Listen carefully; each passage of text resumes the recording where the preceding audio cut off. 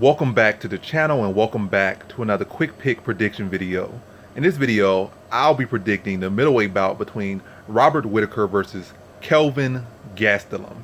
So these two were supposed to fight some time ago, but Whittaker fell out with injury, typical, and then Adesanya stepped in, interim fight, etc., etc. Amazing fight, put on, forever a great showing by Gastelum. It was a losing effort, but amazing showing.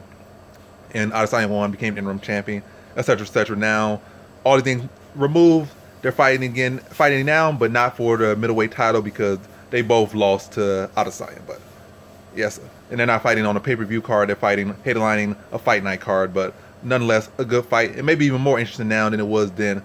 But yeah, this is not a whole background story. It's supposed to be a quick pick. But let me just say this. I'm impressed by both guys, but I actually, surprisingly enough, was more impressed by Gastelum in his last performance because he really addressed the area of his that was a big question mark about him.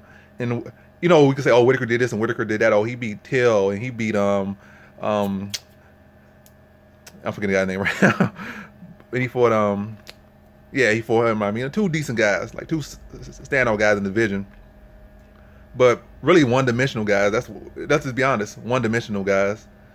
And he beat those guys. And yet you could say Gastelum lost to Till, which he did.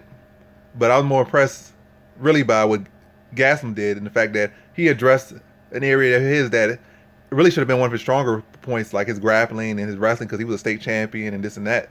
But he really let his wrestling go a lot, and that was the area where he had forgot about it. And he put a focus on it and really worked to sharpen it up, and it looked real good against Ian Heinisch.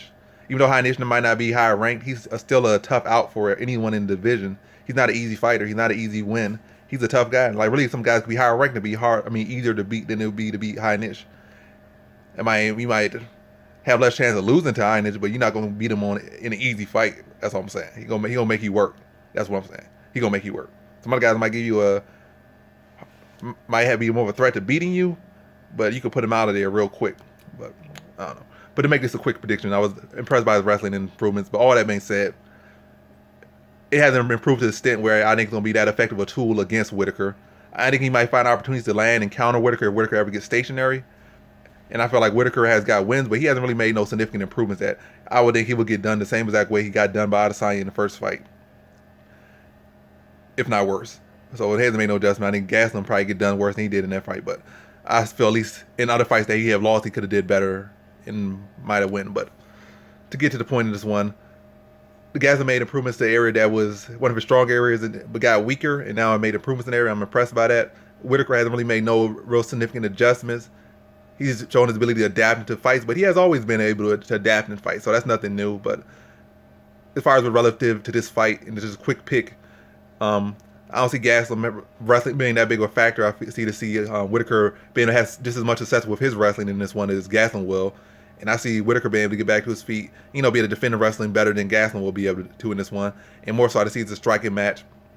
I think with Whittaker's style, being active on his toes, sticking and moving, bouncing on his toes at all times, at all points, and springing in and out of danger and springing in and out of an attack range. He's not going to be there for Gastelum to plant and start to let his hands go or let his kicks go. He might be able to land kicks here and there. But matter of fact, I think Whittaker will be able to win the kick battle, be able to step in and do those teep kicks to the knee or those oblique kicks to the knee, land low kicks, outside, land side kicks to the body, and just spring in and never be a stationary target for for Gastelum to plant and be able to unload and let his hands go.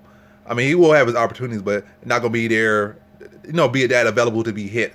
And we know Gastelum got power, but we know Whittaker got chin, and he got heart, and he'll be able to get back up, mixing takedowns if he needs to. And for the most part, the tail of this fight is going to be Whittaker on the outside, landing his attacks and jumping in and jumping out, and not being there available for Gastelum to hit. Gastelum will have his moments. He'll try to force